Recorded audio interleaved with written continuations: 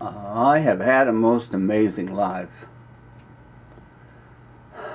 And now, as I near my time of ascension, I find the need to record some of the experiences that I've had for the sake of my children and those who love me and I love. I'm going to tell you some of my life. I'm going to tell you everything truthfully, without embellishment, best I can remember. I'm going to start with my time in the Marine Corps. I'm showing you, while I talk, I'm showing you a little miniature model replication of a village in Vietnam of 1969 where all the fighting, most of the fighting took place. And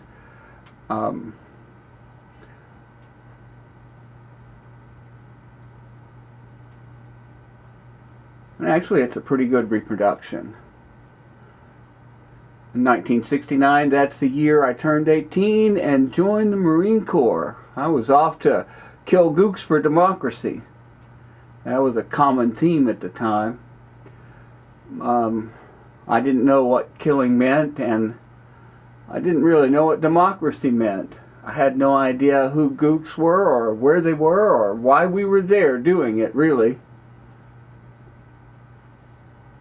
But I joined and I went by bus to Parris Island, South Carolina, and did basic training there. Been reduced to 8 weeks basic training at that time.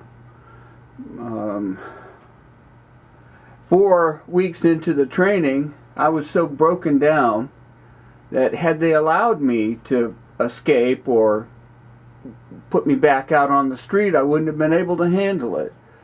I was just gutted out, basically, emotionally, built up physically, and then built back up emotionally as a Marine. I think that's probably where the saying, once a Marine, always a Marine, came from. In the time of that training, in that 8 weeks, I watched the drill instructor kill a couple of guys. Actually,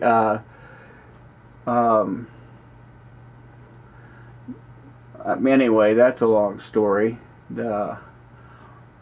I was one of the I was really gung-ho, you know, committed to giving my best, and so I was a squad leader. I became a squad leader, and my drill instructor was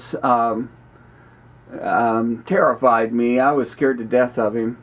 He was, let's see, I'll give you an example of when we were doing push-ups.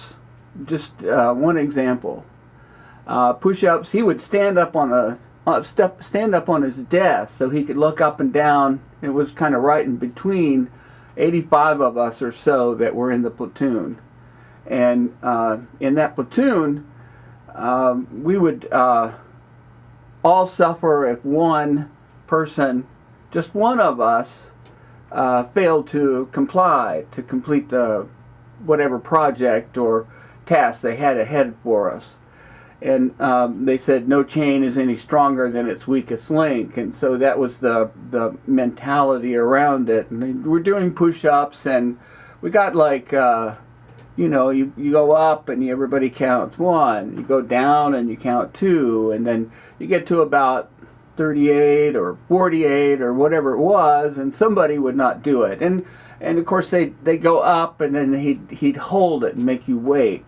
And you're up there until your arms are just shaking from the strain of trying to hold yourself up, and then you go down and only your nose was allowed to touch, and then the rest of you had to be straight as a plank and held there, and then you know, he'd hold that until you're shaking and trembling, and then you go up and you'd say, you know, 16 or whatever it was. So it was basically all set up to just cause you to not be able to complete 50 push-ups. That wasn't the process. That wasn't the point. The point was to push you to the breaking point and beyond. Well, I'll tell you how he did that. He somebody would fail to do like whatever it was, and then we'd have to start over. And he'd say, "Okay, ladies, thank Private so and so down there who didn't do number 48, and so now everybody has to start over because of him."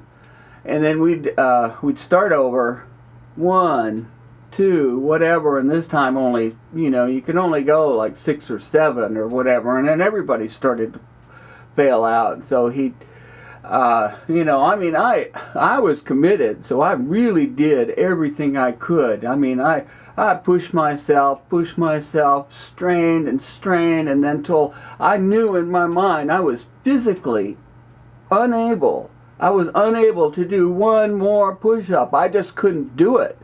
But I was right there by his desk. He's jumped down off the desk, and I'm laying there on the floor, not responding anymore. I'm just totally wasted. And he kicked me in the gut. Kicked me so hard, and he said, "Up." And I went up.